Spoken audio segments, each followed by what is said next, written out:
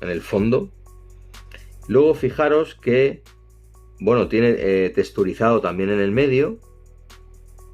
Bastante curioso. Lo tiene texturizado también. Y luego aquí este indicador, veo que tiene un indicador pues que parece, pues yo diría que un satélite. No sé qué os parece a vosotros, pero es un satélite. El reloj, la verdad que se nota el bisel de acero bastante. Y luego la correa, yo nunca había visto una correa así.